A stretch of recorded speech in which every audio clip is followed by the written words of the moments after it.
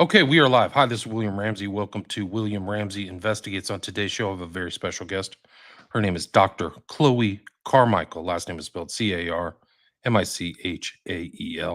She just published a book. And if you're watching this on YouTube, X, Rockfin, or Rumble, you'll see the full cover.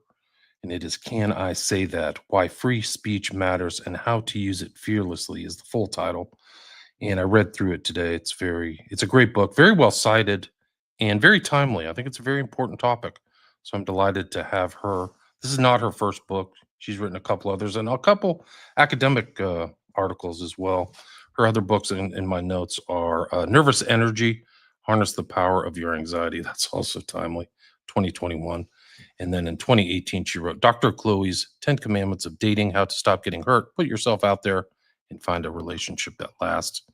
And then she wrote articles for a couple books, academic books, as far as I could tell. Game On, Leaders Who Last, and Revisioning Family Therapy. And she's a licensed clinical psychologist. She's a USA Today bestselling author, and she's a sought after speaker. She earned her doctorate in clinical psychology from Long Island University after graduating summa cum laude from Columbia University with Phi Beta Kappa honors. And I just mentioned some of her other books. She's also been featured in the New York Times, Vanity Fair, Forbes, and Rolling Stone, and has appeared on programs such as ABC's Nightline, VH1, and Inside Edition. She also serves on the advisory board for Women's Health magazine and is a consultant for Baker McKenzie, one of the world's largest law firms. And her website is Dr. Chloe. So I'll bring that up, and people can check that in the show notes too. So I'll put a link to her website and things like that where she has other information. But today we're going to talk about this book she just published, 2025. Can I Say That? So Dr. Chloe Carmichael, welcome to the show. Thanks, Will. Great to be with you and all of your audience. Awesome. So for people that may not have heard your name or aren't familiar with you, maybe you could talk about your background. I covered a little bit of it, but background and research and what led up to the publication of this book. Can I Say That? Sure. Yeah. So I was up until, last year, I guess I was what you would call a more normal psychologist.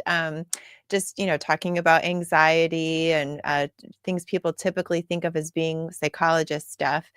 And then I published this book because during COVID, I know we were all being asked to do a lot of things that didn't make sense, and we couldn't talk about them, or we'd be deplatformed. And as a mother, I was really uncomfortable when I was told I'd have to mask my then 3-year-old son, for indefinitely. And so thankfully, my husband and I were able to leave New York and move to the free state of Florida. That was why we did it, because of our son. And I thought, okay, well, that's fine for me, but what about all those other parents out there that are just being told to do this and to just, not question it? So I wrote an article about the harms of masking children. And after I shared that article, which I was scared to do because I knew it was going to maybe burn media bridges with, the big enjoyable media that I had been enjoying, but I felt I had to do it. Like, staying silent about potentially little kids being harmed, it was like a red line. So once I did that, I noticed that it was leading to conversations that were stimulating, cognitively stimulating. It was emotionally regulating for me to start saying what I really thought. And I realized I'd been doing what psychologists call self-censorship about a lot of things, the trans stuff, like all kinds of stuff. I had just been staying silent. And through finding my own voice, I realized, speaking up and telling the truth is good for you. It was helping me cognitively and emotionally, and my social relationships were more authentic. And I thought, maybe I need to learn more about this and share and talk more about this. So that's what led to my new book. The new book, Can I Say That? It's such an issue. Like, we are all self-censorship. There's a fact right at the beginning of your book, which was shocking to me how many people did this. But according to your book, 84% of people self-censor. That's basically, 4 out of 5 people are doing that in public life. And it doesn't seem right, but I think we're used to it. Like, why is that? What are the consequences? Yeah, and that's a statistic from the New York Times, right? So if they're quoting it that way, you can only imagine what it's really like. But why are we doing it? Well, that's a good question. So I think that there's a couple of reasons. One is many of us, including me until somewhat recently, really didn't understand that there was a harm in stifling ourselves, and we knew that there was a risk in sticking our neck out and speaking up. So many of us might have just said, well, I'll just, keep it to myself or people I trust or whatever. And we didn't see the harm in that. And then another reason, and I think this is a big one, is that we now know that the Biden administration was, pressuring X, Meta, and YouTube to censor what was on the air. And what that did is that manipulated our sense of social consensus. So, human beings were tribal animals. We are trained to read the room. And, if I had some personal belief that little green men were talking to me, I'd probably keep it to myself because I might realize that's kind of weird and that could get me, ostracized from the group.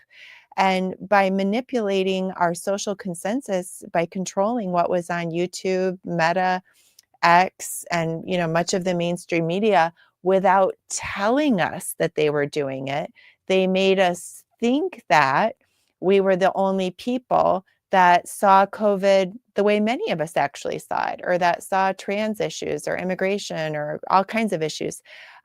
So what they did is they distorted our sense of reality, and that affects the way our sense of reality affects the way that we choose to communicate. Right. So it's like there's cascading downstream things from the inhibition of speech, right? So it's like it really does affect you I mean, one of the themes of your book is like the psychological effects too, like the personal psychological effects of not being able to even have dialogue, right? Yeah. So when we don't share with people what we really think, what we're doing is suppressing. First of all, that's the first step in really kind of a 3 or 4 part sequence. But the first step is suppression, where you tell yourself, oh, better not say that, zip it. And then when you do that often enough, it becomes automatic, which is then repression. It's like suppression that's automatic. And when we do that often enough, when we repress long enough, we push things to the back of our mental closet and pretend that we don't really believe the way we do. What happens then is that we can eventually go into denial, where we actually kind of forget ourselves, like what we even really think. And I know that it's hard to believe that, right? Just as we're sitting here, but yet it happens all the time. Like, haven't we all ever had the experience of somebody says, "What's the matter?" And somebody says, "Nothing." And they mean it. Like and it takes a lot of effort sometimes for them to really kind of unpack it and say, "Well, I guess I was upset about this and that and the other thing." And then they kind of bring it out, but they have pushed it to the back of their head, to the point where they're in denial. And if we do that big enough and often enough, we can really lose touch with ourselves even. Yeah, it is a remarkable dynamic, like this phenomenon of self-censorship, and it's taking place in the public forums too. So it's workplace, universities, educational system, like you mentioned, social media and things like that. So people are self-censoring, but they're also feel like there's consequences to the thing. It's not just emotional, but like reputational and career harms as well, right? Yeah, definitely. Reputational and career harms, which again is why I think to a certain degree, people have felt like the safe thing to do is just to stay silent, which again, I admit I did the same thing. Um, I I got, as you mentioned, summa cum laude at Columbia and got admitted to a very elite PhD program. I did not accomplish that by saying what I really thought, right? I built really big relationships in the media. I did not accomplish that, by saying what I really thought. It's unfortunate, but our universities, I share this some statistics in the book. In the New England area, for example, which is where the majority of Ivies are located, can you guess, Will, the liberal to conservative faculty ratio? I'm sure it's really lopsided. I don't know what the exact. 28 to 1, 28 Wow, to 1. wow, Yeah. wow. And so then when we look at, legacy media and things like that, um, all of this creates a real pressure on people to stifle themselves. And then moreover, the media and universities, these are like they're positioned as these experts. And so I unpack in the book as well a word many people in your audience, I'm sure, know, which is groupthink, but it's actually a very specific psychology term. And there's 8 major ingredients that can set the table for groupthink to occur. And one of those ingredients is the presence of what's called self-appointed mind guards, right? And so that's what, when you have universities saying, yeah, sure. It's perfectly fine to chop off the breasts of teenagers, or no, puberty blockers are completely reversible, right? Like these quote mind guards, meaning when they say something, it's just, unquestionably true. So universities and media, they function that way, and they can create this environment of groupthink. And another one of the ingredients for groupthink is what's called the illusion of unanimity, which is again what we were talking about with social media, when the Biden administration was essentially removing anything but a certain unanimous opinion. So there was this incredible, perfect, terrible storm that was set, and I think it really messed with our social awareness. I think you're right. It reminds me of the Ash experiment. That's the one where the guy walks into a room and everybody says the line is one size, with I think kind of like a scientist in a white coat, so an authority figure, and almost everybody says, "Yeah, whatever you say." They're all the same, and so that groupthink enhances itself.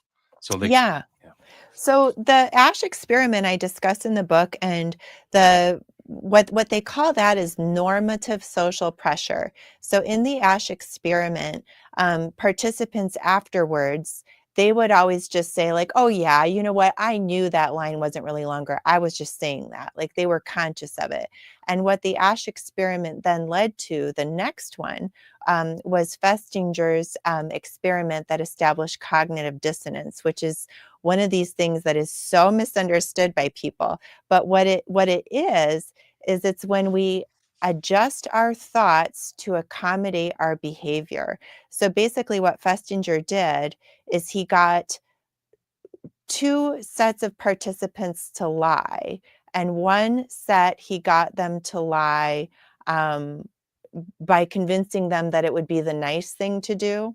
And another set of participants, he got them to lie by paying them a significant sum of money.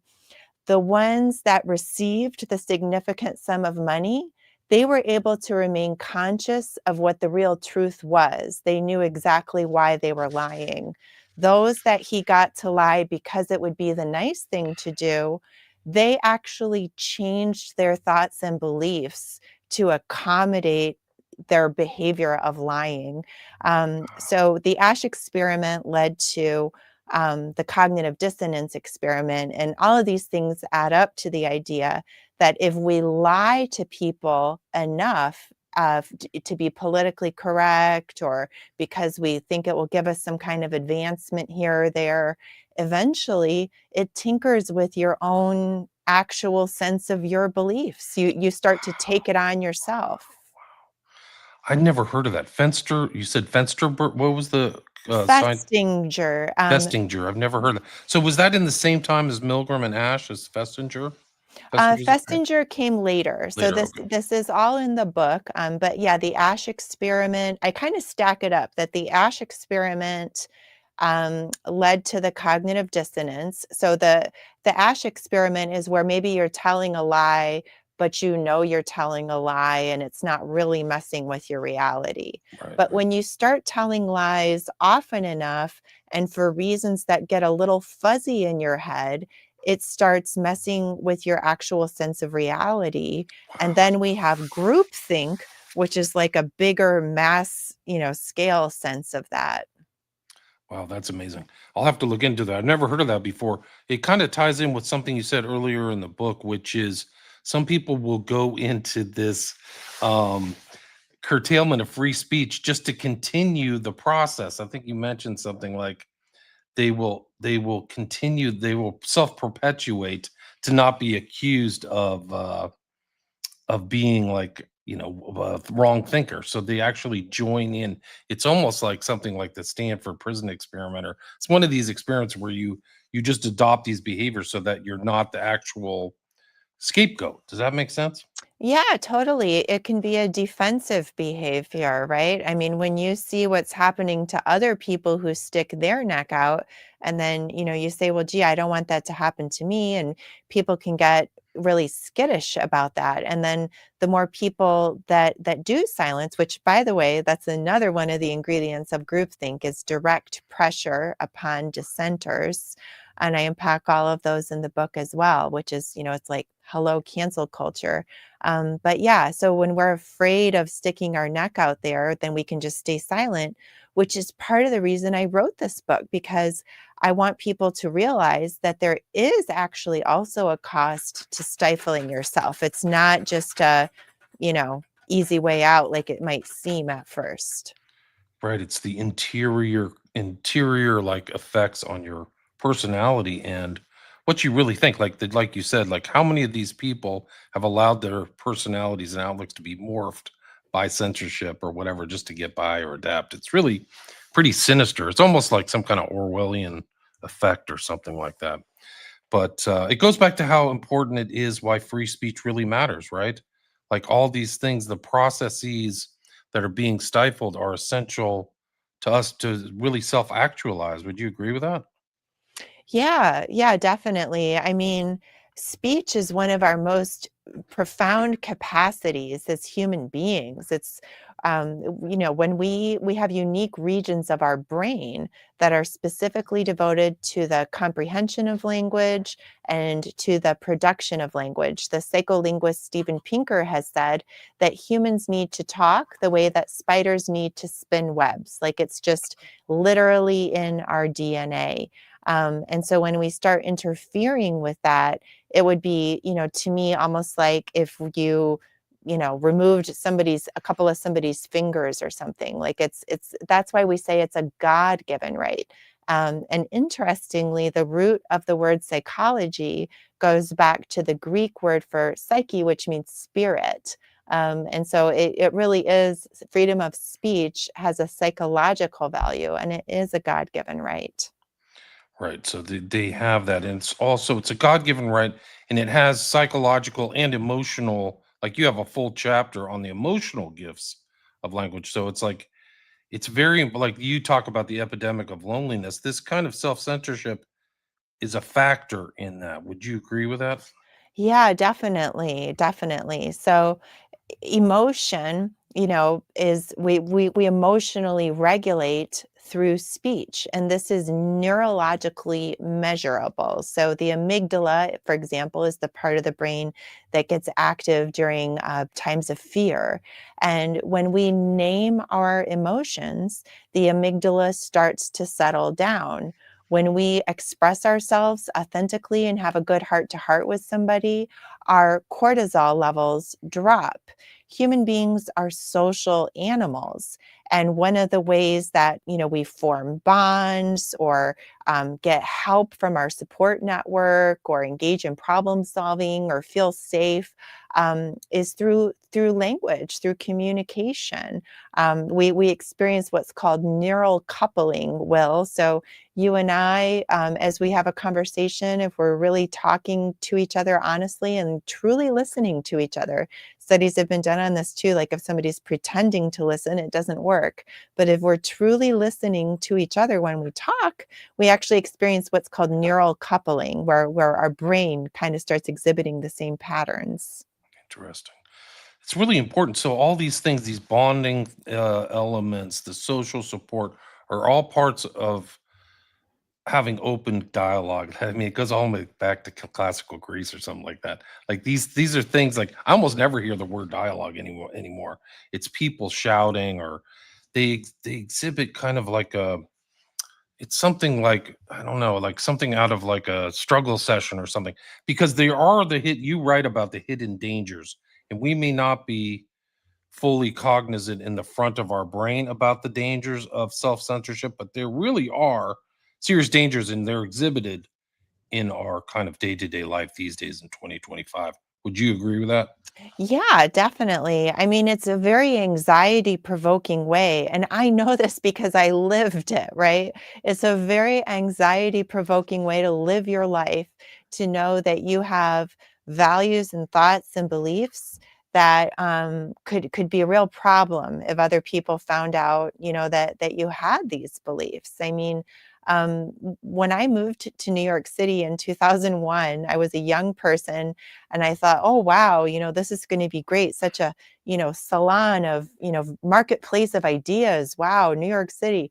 What a cold and rude awakening, that I experienced when I discovered, no, actually here, you pretty much have to parrot whatever the current Democrat talking points are, or else you'll be excluded, from the Arts and Culture Society or from the Media Society or from the Academic Society. And these were all areas that I wanted to be included in. And as a very young person, just in my early 20s, I just started zipping it. I just started laughing at jokes I didn't think were funny because I didn't want to be outed. And I just went along that way for quite a long time until that last straw situation came up of masking children. And then once I started really seeing what I really thought, um, the effects on my own psyche were pretty profound. And it also, the ability to use words and talk actually is a pressure valve. It's a release, right? And that's why I think you see some of these people maybe in a more left-leaning environment or Democrat, they go straight to like physical violence or words of violence. And I think that that's reflected in your book, right? Yes. So it's a really interesting concept that there's two groups of statistics that I think actually map together very interestingly. So one of them is, and I call this the 5Ds in the book, which is that people who identify as liberal are statistically more likely by their own self-report to defriend, and this is over political differences, to defriend on Facebook, to distance or drop contact in real life, to disinvite a speaker, or to decline to date across the aisle. And they are also, the same group of people are 2 to 8 times more likely to endorse political violence. And I don't think anyone else yet is really putting these two things together, but I think it's a really, frankly, obvious connection. Because as a psychologist, if I'm working with a violent offender or an anger management client, the first thing I want to do is get them to learn how to use their words, get them to learn how to stay in an argument and solve it with words. Violence increases when dialogue ceases. So I think that, I try to assume, to give people the benefit of the doubt, that they're, coming from a good place. They think they're being virtuous by, refusing to dialogue with anybody that doesn't see things the way that they do. But what they're actually ironically doing is setting the table for this internal pressure cooker. You use the word pressure valve, William. That's a perfect one. And then people act out with violence when they feel unable or unwilling to use words. Yeah, and you see that. I think you see this stuff. Like you mentioned these case studies that like I remember seeing on social media. One was people chasing down Andy No and Riley Gaines at San Francisco State University, just screaming and really threatening behavior. And it just didn't seem fitting for the, you know, the positions people were having. I think it's fully reasonable to have women in women's sports and men in men's sports. So like it's really strange how this kind of censorship in this stuff then also it creates what you also see a lot, I think, in our current culture and society is the real passive aggressive like traits in people. I've seen it in the workforce, but you mentioned you have great vignettes in the book. I think they're very instructive. But I remember reading through one of like this woman who's not saying what she really wants, but then she's acting out in kind of a sniping manner. Can you talk about that? Yeah, I think there's a couple of those. Do you mean the one that I call Kayla? Yeah, I think that Oh, was it. I think it was in yeah. chapter 3, maybe like the third chapter. Does that sound right? I don't know. Yeah, so it's an interesting case, and tell me if I've got the wrong one here that you're thinking of. But I tell a story to illustrate a lot of the concepts that we talked about today about a woman named Kayla. I just call her that. These aren't like actual people, they're combinations of clients to protect anonymity. But I tell a story about a young woman named Kayla that comes from kind of a traditional values family, and like so many young people in that situation, she goes off to college, takes a gender studies course, and suppresses herself at first when the teacher says things like, well, men are pigs, and if, women, are superior, and all these different things. And at first she's actively holding herself back. And, but then she has to start writing papers that make it sound like she agrees. And so she just goes along with it, starts getting on the women's committee and gets little promotions. As we all know, there's these awful, women's affinity groups that give women a leg up in hiring and all these things. And so through her behaviors of accepting these positions, she starts to, cognitive dissonance, feel like, well, I must be okay with this, right? So then she has a boyfriend that identifies as a feminist, but of course, she's secretly, unconsciously, she's, dissociated, got into denial about wanting a different type of a guy. So she, as you said, well, that she becomes just very passive aggressive towards her boyfriend, kind of sniping at him. And when he tries to, take charge, be a little stronger, she, swats him down. Don't mansplain me. Don't be a toxically masculine man. But she's secretly craving it. And so then, she basically tempts this um, janitor, who's an ex-con in the school library, into hitting on her because she's craving this. And then she gets mad at him because she can't own the fact, that she's looking for this, that she wants this. So yeah, when we can't be in touch with ourselves, with what we really want, we start acting things out, we start becoming passive aggressive, and we don't get what we really want at the end of the day either. Right. And so it's not just verbal, external verbal dialogue, it's the internal dialogue. So the dialogue with your true self, too. It seems to be like it may not be speaking, but you're speaking to yourself. If even you're like engaged in self deception or something like that, or you're inhibited. And that's kind of the whole thing that's wrong in our culture, too. Like, I think that this book is very important in addressing cultural issues because it's created this fragility epidemic and triggering and these kind of like thin skinned approaches. You talk about safe spaces. These are all responses to not being able to, words aren't violent, right? Like you say that right in the beginning. These are all responses to this whole lack of ability to have free speech, right? Yeah, words are not violence, right? I mean, that's one of these things that it's a nice catchphrase. It, sounds kind of poetic, like, but people are taking it literally. So it's like as if saying, well, his words were like a punch in the gut, or, his words were like a slap in the face. It's fine to use language metaphorically, but the danger comes in, and it, in my opinion, becomes psychotic, which means in psychology terms, it means broken from reality, when people start taking metaphors and using them, in a concrete way, as if they're actually attached to reality, because humans have a very helpful, adaptive need for reciprocity. So, if you help me, I help you, and we form a social bond. Or, if we have a justice code going back to, Hammurabi and earlier, eye for an eye, if somebody's violent towards you, you at least have the right to be violent enough for self-defense, and in some cases, maybe even more. And so when people start hijacking phrases like words are violence, or, you're threatening my existence, right now, then we're starting to set up self-defense language if we take that literally. And sure enough, then we wind up with, Tyler Robinson allegedly shooting Charlie Kirk. Interestingly, the first trans question that was asked to him is when Tyler Robinson allegedly fired. And, you're threatening my existence Right. is one of those phrases that people love to use in the trans movement. And they frankly can be, I think, very violent.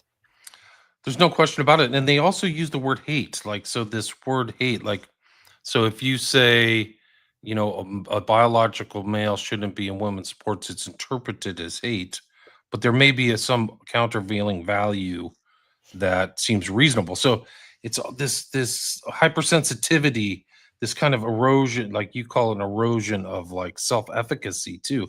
Like I can't handle what you're saying, therefore I have to lash out. Like this is a real phenomenon. This is a real thing. Yeah.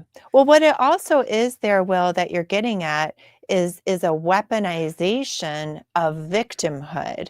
And in psychology, we call, I mean, it's not exactly, it's a form of getting at explaining that weaponization of victimhood. There's something in psychology called the secondary gains of victimhood. And this is not controversial at all. This is like in any literal psychology 101 textbook, you will learn about the secondary gains of victimhood. And, the typical example is, it happens automatically, sometimes even unconsciously. The textbook example is a little girl breaks her leg. She has a cast. She gets excused from gym class. Everybody signs the cast. It's actually almost kind of fun. And so when the doctor says, cast is time to come off, she insists, no, no, no, I still need it. It's not healed yet. And she's not even lying. She's just unconsciously gotten so attached, to the victim role and its benefits that she doesn't want to give it up. And that's the most benign case of, the secondary gains of victimhood. People can also be very conscious of those gains. And like you said, then they can then say, well, I don't like what you're saying. I don't want to engage with you on the merits. But if I say that you are being hateful, then I am a victim. And therefore, you now have to stop talking. I can weaponize my victimhood. Ironically, the biggest bullies, I think, are usually the people that are calling someone else a bully as a strategy to silence them. To me, like that's the real bullying. Good point. So it's like the victim is the bully. Like that's the whole thing. Like I'm a victim. Truth Seekers asking, I'm a few minutes behind, but I'd love to hear her take on the difference between free speech and threatening speech, or maybe hate speech could be synonymous with that. Do you have a take Yeah, on that? absolutely. And I'm so glad that this question came up because one of the things that I explain in the book is that uncertainty always increases anxiety. And so it's really helpful to have a very clear, no nonsense understanding of what exactly we mean by, free speech and how does that map onto, does that mean that we can use our speech to say, let's meet at 5 p.m. and beat the hell out of so and so? No, of course that's not covered by free speech. Now, I might express beliefs or ideas that somebody thinks are hateful or that somebody thinks are threatening, but that's part of life. Somebody else out there can say that they think women are stupid. I can live with that. It's a different thing, of course, than if somebody says, well, again, let's meet at 5 p.m. and baseball bat groups of women. That's threatening in the physical sense of an incitement and a plan of action for violence. So speech that is specifically, and I don't mean, again, metaphorically in this words are violence, you're threatening my existence type of thing. I mean, when somebody says, I'm going to put my hands around your neck and squeeze till you die, that's threatening speech. Telling me that, you think women are stupid, that might make me feel psychologically threatened, but that's not threatening in the legal sense of the word. Right. So there is definitely a difference. And I think you go into that in one of the chapters, if I remember. But this book isn't just addressing a lot of the problems surrounding censorship and free speech. You have significant parts of the book that provide solutions, right? So you're providing insights and means and work sheets to help people work through things, right? Absolutely, yeah. So, part one of the book is all about why we should care about free speech, the cognitive, emotional, and social benefits of speaking up, as well as the cost of self censorship. And then, part two, now that I've hopefully gotten people interested and excited to do it, part two is how, not only how to speak up, there's over a dozen techniques of how to speak up in a variety of challenging situations, whether it be at the workplace or at a university or at, kind of a high pressure soccer moms club. And then there's also a lot of techniques for how to listen respectfully. Because frankly, let's not pretend, right? We all struggle. I do. If somebody's standing in front of me saying a bunch of nonsense, and it starts to get personal or heated, I can start chomping at the bit, wanting to get my part in as well. I think we all can. Um, so to have good, true dialogue, if we want people to listen to us, we also have to be willing to listen to them too. So the book has techniques for both. Right. So people can check it out. It's not just you're addressing the problem with, but you also have solutions to it. And that, I think one there's a comment here. Is that why Ray's asking? Is that the psychology in why so many people are masking up? I don't know. Maybe that's because of like they're just compliant to the thing. Maybe masking actually has kind of a free speech aspect because you have a mask on. Maybe it's imposing like censorship, self censorship. I don't know. Do you have any comments on the Ray's comment? Yeah, I mean, that's I would attach that to groupthink. I think in the comments that Ray's comment might have come in close to some people talking about groupthink. And I would definitely put the whole, masking thing in as a part of groupthink personally. I agree. And that's what Daddy says too. Groupthink is ubiquitous in corporate America. I think you have to engage in groupthink to survive in corporate America. I think that's an essential trait, honestly. And then Discerning says, important timing for this book. Very true. This is a very timely, very important book. People check that out. People check it out. We are at the 37-minute mark. Is there anything you'd like to add or anything I missed, Chloe, before we wrap it up? No, I would just respond to that last remark that you made about groupthink being essential to survive in corporate America. My hope is that maybe that's diminishing a little bit. It's one thing to be a team player. It's another thing to, check your rational brain at the door and go into groupthink. And I do think you're right. It's been essential, unfortunately, but I'm happy to say that I've been invited to speak about this topic at places like Columbia University, as well as big law firms, places that I thought would tear up my number when I put this book out, but they've invited me to speak. And so I'm hopeful that maybe the tide is turning a little bit. That's great. And that's another thing. So not you're not just an author as well. You are a public speaker. So people can go check out your website, which is at drchloe.com and check out your materials, what shows you've been on, your speaking, your press. You're also a coach. I don't know if you're still in a private therapy. Are you still functioning as a therapist? Not so much because 'cause I'm putting all my energy into this, but yes, I mean, even no matter how small your group is out there, if you're out there and, like, you have a kid that wants to, like, have a book club for their university or whatever, this is truly a passion project for me. I'm not making money on this book really. So if you're interested in this and you have a small group that wants, me to pop in virtually just to say hi and talk to people about it, just contact me through my website. And if you do get the book and you like it, please give it a good review on Amazon because like my big publisher dropped me, my fancy agent dropped me when I wanted to do this. So I really want to, I really need and want to show support for this book. Yeah, do it, guys. And there's different versions of it. I was looking on Amazon earlier, I think there's a paperback, Kindle, Is that right? Let me see if I can bring that up. Yeah, and in fact, now they're doing Audible too. So Audible there's a too. So lot of the ways. Audible. So there's a lot of ways to look and see this, and you can find out more on her website again, which I will put links in the show notes. And it's Dr. Chloe. And great job and congrats on the book. Let me bring up Thank the you. title again. And let's see if I got any more comments. There's thanks, William. Click Truth Seeker. Everybody says thanks. Thanks, everybody, for listening. Really appreciate it. And again, the full title of the book, you can get it on Amazon or go to her website, is Can I Say That? Why Free Speech Matters and How to Use It Fearlessly. And the guest again is Dr. Chloe Carmichael. Thanks so much for your time. Thanks, Will. Much appreciated. Take Cool. care, everybody. You too. Stay there. Stay there.